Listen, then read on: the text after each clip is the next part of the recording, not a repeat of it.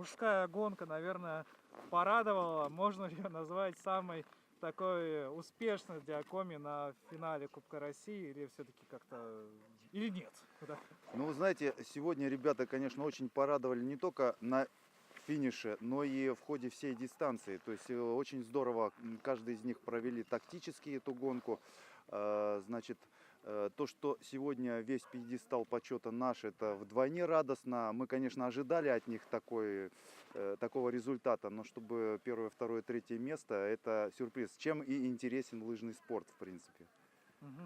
А как-то подсказывали, что говорили ребятам по ходу дистанции? Где-то какая вообще тактика была изначально у команды не то что у команды, а у каждого из ребят отдельно на этой лыжне? Ну, скажем так, тактически я рекомендовал ребятам разложить силы таким образом, чтобы на классической дистанции, скажем так, проехаться в пелотоне, да, а после переодевания на коньковый стиль, значит, втянуться и вторую часть коньковой дистанции работать на финише. В принципе, у Алексея Виценко это очень здорово получилось.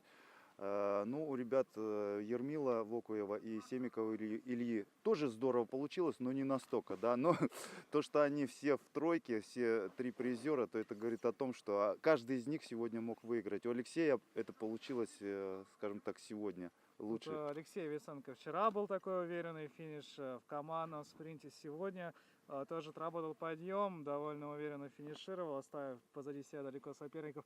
Откуда силы? Ну, тренировался. Вот он вчера сказал, что сезон дался для него тяжело, что вы вместе с ним готовились целенаправленно к финалу. В чем вообще была эта подготовка? Можно сказать, что он именно на пик формы вышел вот сейчас? Но я не думаю, все-таки мы рассчитываем и думаем вперед уже к чемпионату России, да, как подойти.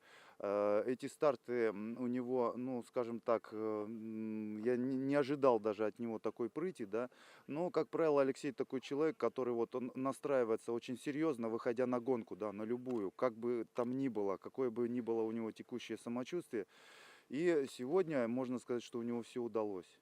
То есть можно сказать, что на пик формы наши ребята будут все-таки выходить именно на чемпионат России, и именно чемпионат России, соответственно, для них будет важнейшим стартом, о котором можно давать итог оценки за сезон.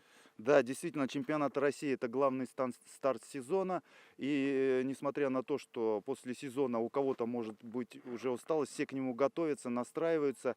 И более того, я скажу, что мы будем проводить именно в месте, где будет проводиться чемпионат России, это Малиновка, да, Архангельской области, будем проводить тренировочный сбор для основного состава команды. Ну, а как будет, извините, не будем загадывать. И все-таки надеемся, что у нас будут там призовые места и медали.